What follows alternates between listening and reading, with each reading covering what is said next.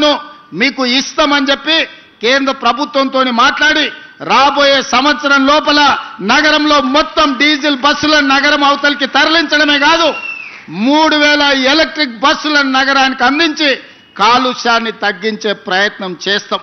ఇదే కాదు, ఈరోజు ఆటోలలో కూడా డీజిల్తో పాటు కిరోసిన్ లేకపోతే పెట్రోల్తో నడుపుతున్నారు. ఇవి కూడా కాలుష్యం పెంచుతున్నాయి. అందుకే నగరంలో ఆటోల కొనుగోలుని గత ప్రభుత్వం నిషేధించింది.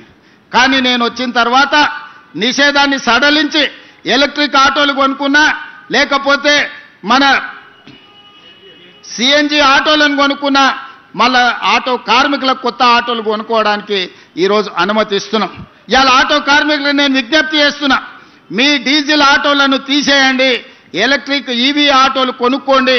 ప్రభుత్వం వైపు నుంచి కూడా మీకు సహకారం అందించే బాధ్యత తీసుకోవటం. అదేవిధంగా ఊబర్, ఓలా, ఆర్టీసీ మీ ట్యాక్సీలు నడుపుతున్న కార్ల వాళ్ళకు కూడా ఈరోజు ఏ కారు కొనుక్కున్నా ₹1 కూడా రిజిస్ట్రేషన్ ఛార్జెస్ వాటి మీద పన్నులు లేవు.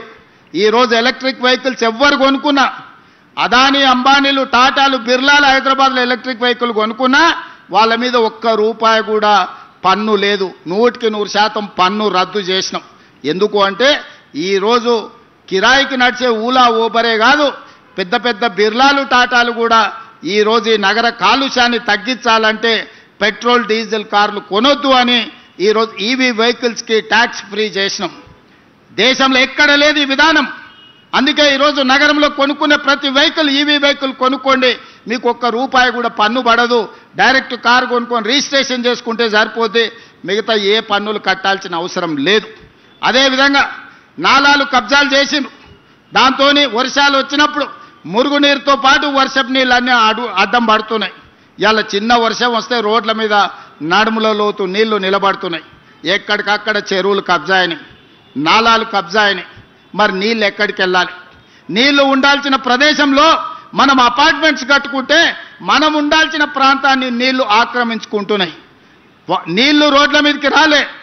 నీళ్లు ఉండాల్సిన చెరువులను, కుంటలను, నాలాలను మనం కబ్జా పెట్టుకుంటే ఆ నీళ్లు ఎక్కడికి పోవాలనో తెలవక నగర రోడ్ల మీదకి నీళ్లు వస్తున్నాయి.